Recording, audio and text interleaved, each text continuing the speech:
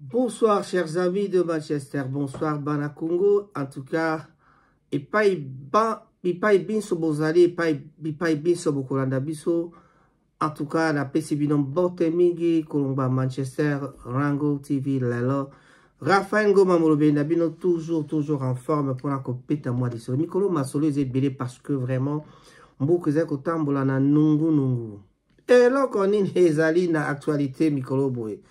Ezali information te yali masolo na eko solo na bino pamba te vraiment na mo linga bino trop tellement que na linga bino na moni fona yaka mingi po bo mesana po vraiment eloko mo kana osenga yali abonnement s'il vous plaît. Abonnez-vous ça la quoi Tagi Bochard.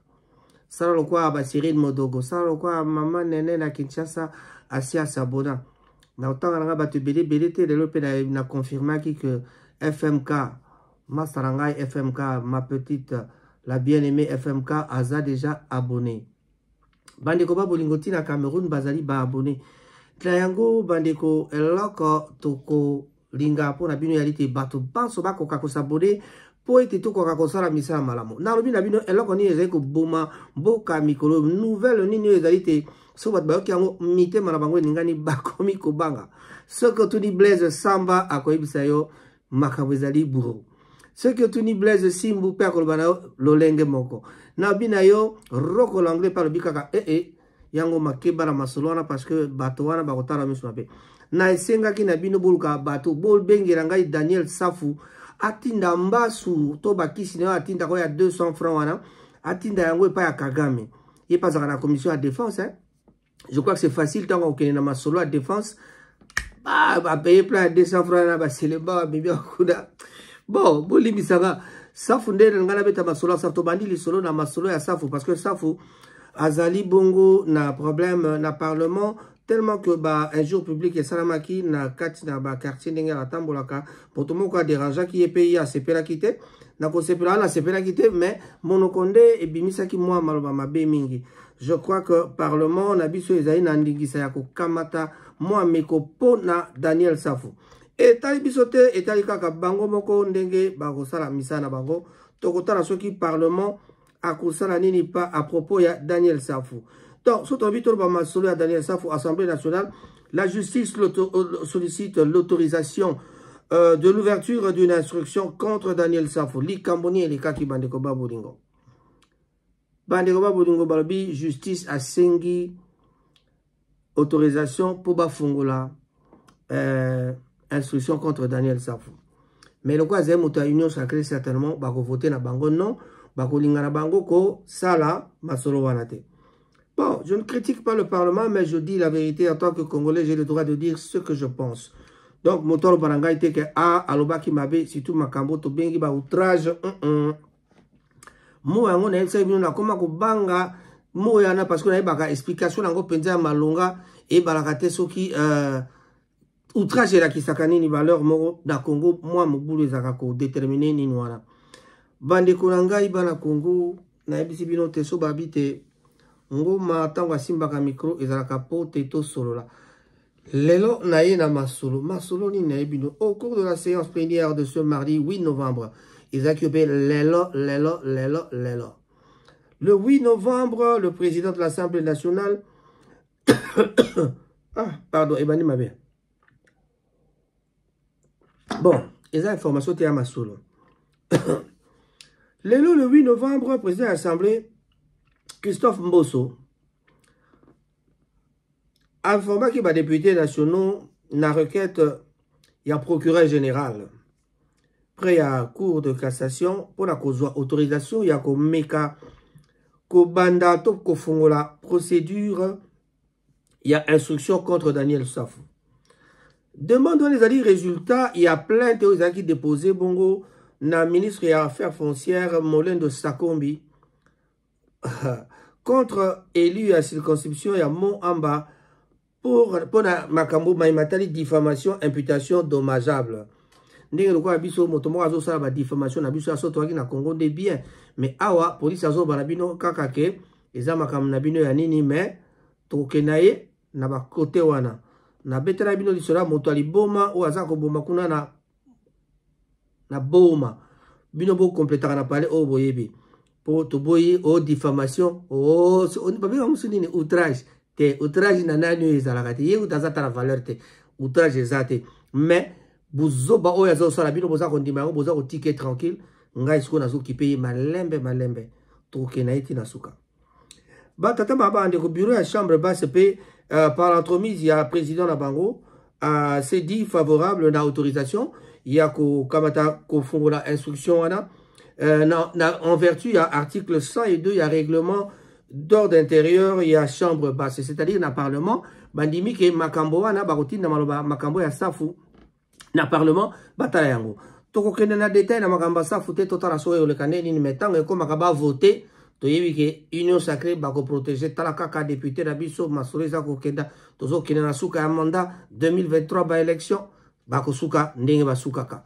Bango moko bayebi makambo balingaka ndenge bakosala ndenge bakosala batata bamama neko kati na rango tv toza kokoba se kokoba masolo ezali nini masolo ezali ebele toloba te balobi gouvernement rwandais a affirmé que lundi le 7 novembre avion moko ya chasse ya République démocratique du Congo et survolaki na espace aérien na bango à peine 48 heures après un accord plutôt qui avait donc à désamorcer donc tension il y a tension comme mata entre pays somi balé aucune action militaire n'a été entreprise par le Rwanda et l'avion est retourné en RDC. Les autorités rwandaises ont protesté contre la provocation auprès du gouvernement de la RDC qui a reconnu l'incident selon un communiqué. Communiqué wana elobi malencontreusement, c'est-à-dire par erreur. Donc, malencontreusement, donc ça par faux pas. N'habite ngana interpréter on wana. Français on peut amono on habite mais ngai penda interprétation ngana makambo ya malencontreusement. Mais yambotena kene mosika pona loba makambo yango ya avion wana. Il faut naïb sabino li Kamogo. Aéroport oyo ya Rwanda na aéroport ya Bukavu. Soki bo ebite le na ko sabino te aéroport ya Rwanda pe aéroport ya Bukavu ezali na ligne moko. Kala na tango ya avant li panda aéroport ya Rwanda ya Bukavu ezalaka te. Aéroport ezalaka na Rwanda pona ko ya Bukavu fo kita na Rwanda nde boko ya na Bukavu. Alors sikoyo na tango wana bana ba 1960 ans ba pesi ba pays wana nyoso ba komoni ba kotora so biso tout ba indépendance da ba 59 60 58 ba mikolo wana ba 59 dans 60. Alors tango ba pesi biso ba indépendance qu'est-ce qui s'est passé? Nde ba bongisa ki ba masolo ya ba aéroport wana si malango ba ko sala biso aéroport ya Kavumu est situé à 35 km dans le nord-ouest ya Bukavu. Donc le Rwanda se plaint du survol de son espace par un avion de chasse congolais qui s'est donc brièvement posé à l'aéroport de Rubavu. Ba Rwandais ba lengi ba vite bateau bazali kwa ndenge nini bon to ebite Kagame pe azali simanaye to ebike na simanaye to ikolo Kagame zali bongo ba occidentaux mais est-ce que vraiment bateau wana bakotika ke Rwanda apola ababangisa Rwanda to ebite totala oekoya mais aéroport ya Kavumu est situé dans le Nabino à 35 km au nord-ouest. Il y a aéroport, il y a Kamembe, na Siangungu kuna na Rwanda. Donc 35 km. Botara déjà, aéroport, il y a Kavumu, il est situé à 35 km et à l'ouest, il y a Bukavu, mais aéroport, il y a Kamembe, donc l'aéroport de Kamembe, na Siangungu, au Rwanda, qui desservait la ville de Bukavu, étant situé au Rwanda. Il était donc évident qu'un nouvel aéroport situé, lui, au Congo, était nécessaire suite aux indépendances successives des deux pays. Naloba na bino te tango ba indépendance ya ba pays na biso joki ba indépendance nde sika wapi ba ikol ba te fale batonga aéroport na Bukavu. Pambate na tango wana ya kalakala ya mbote tozali panda ba aéroport na Bukavu ezalaka te ezalaki nde na ngambo ya Rwanda donc na basi ya ngungu wana nde sika wapi. Donc il a été baptisé comme cela au nom de l'amitié. Il y a président Mobutu et le président de Burundi à l'époque Bazaro Bengamon Michel Mikomero. Nabadi Boyebi Michel Mekombero, qui avait consenti d'ouvrir ses aéroports aux bombardiers congolais T-28 venus mater la guerre de Jean Scram et ses mercenaires au refus du gouvernement rwandais d'utiliser l'aéroport de Siangungu. Voilà. Donc, la piste de Kavumu fut donc construite plutôt avant tout pour les besoins militaires. Voilà. Donc, l'aéroport, monsieur Zaki, construit pour la raison militaire. Voilà.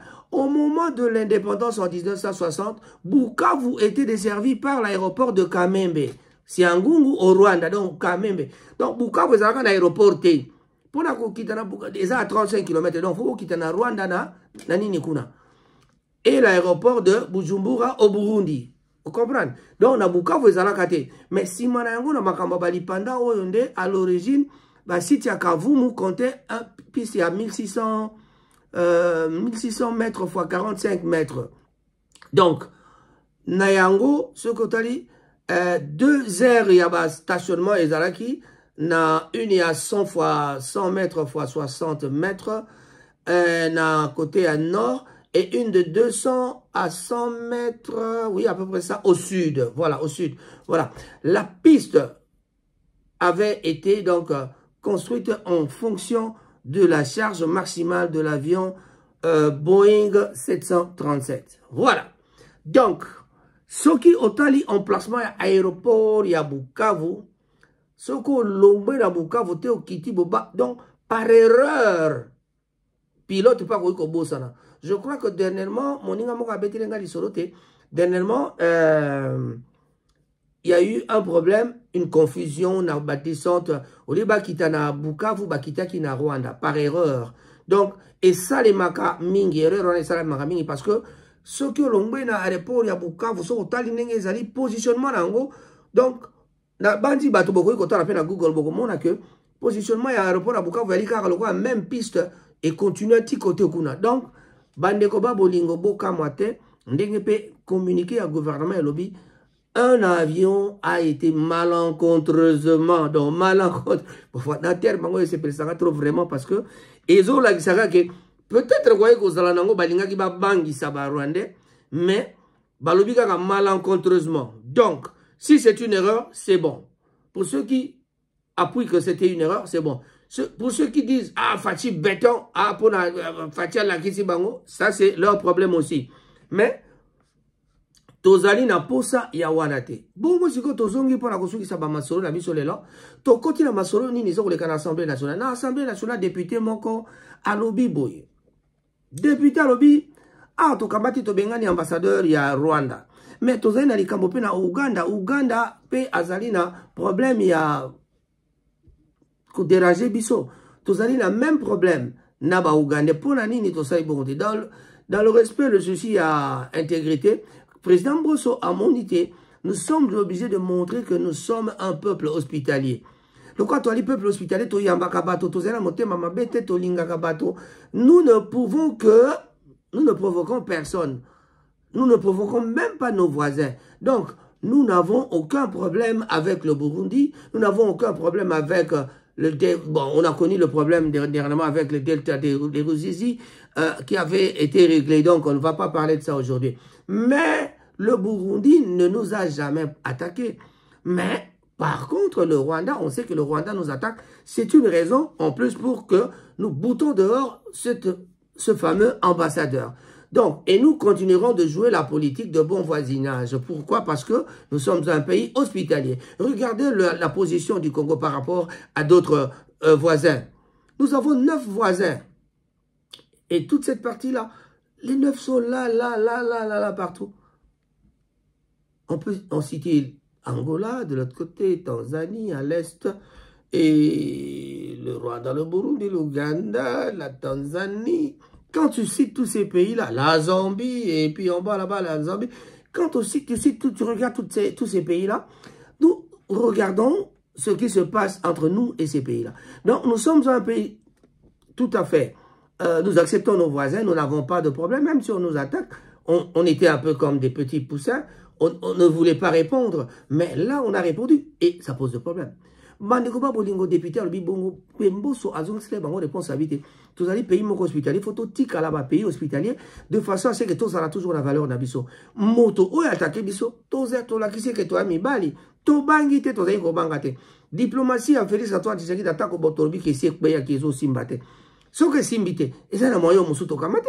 Donc, tout à l'heure, ce qui est simba, bon, certainement, baningani déjà, mais en tout cas, le Rwanda, selon le Congo. Mais tango ndeko mboso azwaki maloba eloko ni aloba ki lisusu. Oyo naza ko relayer, eza peut-être à relayer maloba ya ndeko na biso Yannick Don't Panic. Don't Panic. Donc Yannick Don't Panic. Ezali bongo ndeko na biso Yannick Molonda asi aloba ke un brique pour le Congo. Donc un Congolais, une brique. Ah, ezali bongo un Congolais, une brique, c'est pas un brique, non. C'est un Congolais, une brique. C'est-à-dire, brique moko pour la Congolais moko, pour que tout kamata, tout zoa yango, tout kenda, kotongaka, moto moko na 100 millions à Congolais, surtout sombi brique moko, li toufane moko, tout kamata, tout tongi mire, tout au long, il y a, ceux qui combien de kilomètres, ils allaient séparer biso na Rwanda. Je crois que, pour na bana na biso, bazali koya, non, tout batte la bana na biso, et c'est ngeli kaka tout tonga mire. Yannick, Basi Bazui idée nayo va comprendre que Masolo est la rende bakoto. Par contre, le Rwanda qui attaque, et en conclusion, le président Bosso l'a dit, comme je viens de vous le dire, d'accord, vous serez d'accord avec moi que c'était Yannick qui en avait déjà parlé il y a longtemps au cours d'une émission. Ici, on en a parlé plusieurs fois avec Yannick, en tout cas au cours de nos émissions, que vous pouvez suivre aussi. Alors, il faudrait que nous prenions une décision pour remédier à cela. Nous fermons... Nous restons avec la politique de dialogue, mais pas de négociation. Pas de négociation. Donc, nous avons aussi l'obligation de défendre la nation. Mais faire la rébellion pour rentrer dans l'armée, ah non. Bato bakamatara ke bami longoli na rébellion, pour que baluka moyen bazonga pa bobaya kokomba ba ministre to baya kokota na armée to si to ebi maele wana na bandi makambo yango bomoni Roger Lumba la paye wana za kokulpi na prison pour na ba makambo wana parce que ya kendaka M23 pour azonga ka pa comme ministre mais tala motoka bakangi alors que ba M23 baza be d'ailleurs soki rubiza soki nani oya utikoro ba député pe ba munya mulengo ya lobaki ke bazalaka na ba tel atanga ki bato ba matadi wamba atanga ki bato bazaki na bango na M23 mais nyuso wana ezali kaka maloba o ezola kisate biso tozali na posa ya kozala toujours un peuple, un pays hospitalier de façon à ce que tokoka kozala na lolenge na biso tokoka koyamba bato ne toyambaka mais moto attaqué biso tala sikaboye makambo baluki Rwanda komi kotepa Rwanda komi kolenga mais Balobi, malencontreusement, avion et les cailles kotokuna. Ouais, habite traduction malencontreusement, te bolou kana dictionnaire. Pourquoi nous parlons du Rwanda et non de l'Ouganda? Le fils de Museveni, Azali le quoi récalcitrant. Donc, d'après le commandant et l'Assemblée nationale Mboso, Papa Mboso albiboni. Makambo mwana wana salaka. Est-ce que Zali te yenda za président? To papa nenda za président. Le quoi papa nenda za président? Toza kotale là. Moko to comprendre que yé pas za deuxième président automatiquement to beta pe Uganda. Donc batata ba mama de ko banga te soki ba moni ba utiko tika Uganda ningo ya po ba comprendre que les sons to into pesa na Rwanda bato bango ba kozwa kuna parce que ba kokima soit na Rwanda soit na Uganda. Sorry, bolimbisa anglais na monoko na kolba Uganda alors que zali Uganda parce que toza na mangala to pas français. Alors Mboso alobi bongo. Donc le fils de Museveni azo sala apparemment azana ye mutumoko aza moi tetu moko basala makambo kaka oyo ya moni alingo sala. Donc lokola makambo yebani malamu te to tika ba totala. Donc l'Assemblée reconnaît que notre pays est infiltré. Ah, les cambo infiltration tozongi na yango. Député Mozo Lobi, mais makambo ya ba infiltration o ezali photo loba bien parce que total yango malamu. Pambate infiltration loko e bandaka kala. Tout na ben dans l'émission précédente, ba infiltration e banda depuis plus de 20 ans. plus de 20 ans tozaki infiltré na mboka infiltration wana lokola esi evandi na misisa ezali likambo ke foto kamata to résoudre yango parce que armée na biso lelo ezali infiltré balobaka te bagénéraux mpe bato mais en réalité kotonga na comprendaka te mpona nini boyebi bango botanga bango moto bozosoupçonne azali soko Munyamulenge azali wana boyebi kaza mwa boyeboye mpena foutez le camp il peut pas être général Munyamulenge je ne vois pas pourquoi moto mbongo bokotika ye alors même ceux qui azali na bakota bakamata infiltration batie na baadministration bakoti na administration epai sikoyo mboka ekomi infiltré na armée ekomi na administration nayoka écoute journaliste moi azoloba même à côté du président ils sont là même aux côtés de son excellence Félix Antoine Tshisekedi Tshilombo moi mai wa Mukeshi monsieur le président fungola ta Facebook akalota la masolo to banda solo là soto vivo bat baol ba tayoka makamuto na zoloba mais non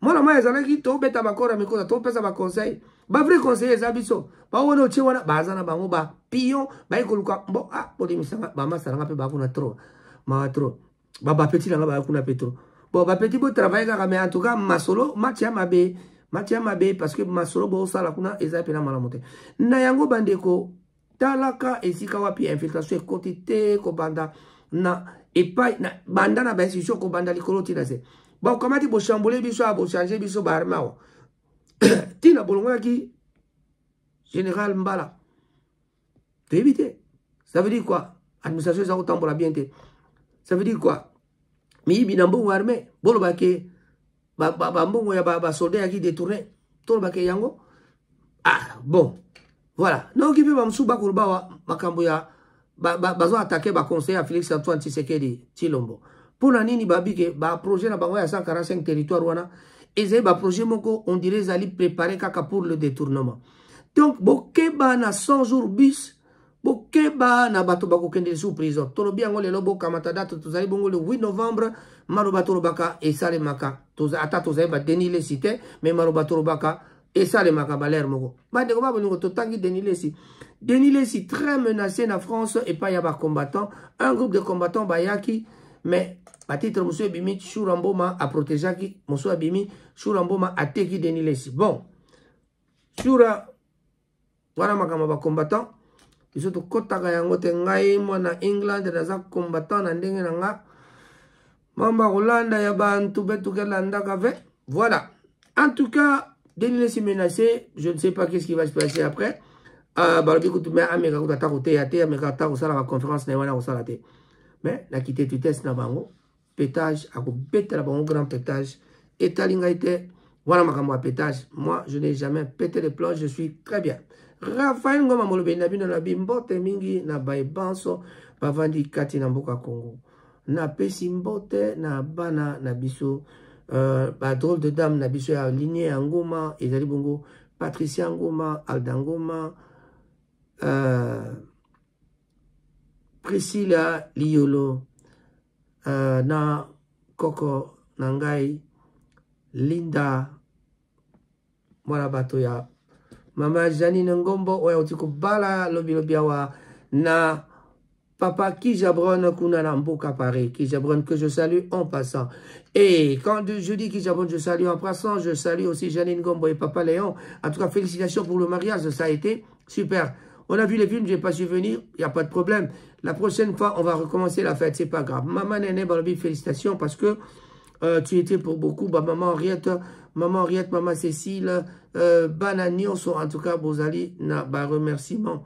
Il y a Georgine Ngoma, Nzouzi, la vraie cita. En tout cas, Masolo, Ezali, Kaka, Nenge Boyokiwana. Ba tata mama bande kona ko profiter pour appeler sa ba famille nyon son botte mingi et sika bovandi Jean-Marc Otenga un grand bonjour à toi Niwel Sumbona Irlande Jean-Marc Otenga Lionel Otenga Papa Otenga Yemoko Yvon Otenga le maître l'avocat le grand avocat de la RDC en tout cas Bambo Tenabino Yango wana Batata mama bande kosoko na boseni Martin Sengoma na lobite na sali de sumo. Serif Modoudé le grand prêtre number 1 à Bangoma toujours en forme. Batata mama bande ko mena mona ki na mariage teli kambango nino. Bon, Maman, pe madame, modoude, bambo, tenayo, et yango, ananamoni, baraba, koli, il fallait qu'on aille à Kishasa, parce que vraiment, les enfants grandissent, ils commencent à oublier les gens, on a autant la photo, là, oui, bakutu, batute. Batata, maman, bandeko. Je peux saluer un monsieur que j'aime bien, Guy Bouchard Molongo. On se retrouve tout à l'heure, et, en tout cas, bambo, temingi, na baïbanso. Pas de koba, bolingo, biso, na Manchester, matangezali. Tobo sanité. Jeudi, exposition, il y a corps, il y a papa. Fulgence Mantata et Kozalabongo de 18h à 23h. Na église en mission et pas à pasteur job. Na Ankot. Vendredi, le 11 de Tokundi. Na cimetière, il y a Blackley. Entrée, il y a avenue, il y a Victoria Avenue. De Tokundi. Na 13h Tokutanabi. Je pense qu'on a un d'accord à Mouai. Ou ils allaient bon, on a 13 Madeleine Close. Ok. Tokutani mbalasima pona masolo ndenge tomesani kosolola. Bandeko ba bolingo Raphaël Ngoma Molobe Nabino, Rango TV. En tout cas, abonnez-vous. N'oubliez pas de nous faire plaisir de vous abonner. Merci et à tantôt. Au revoir.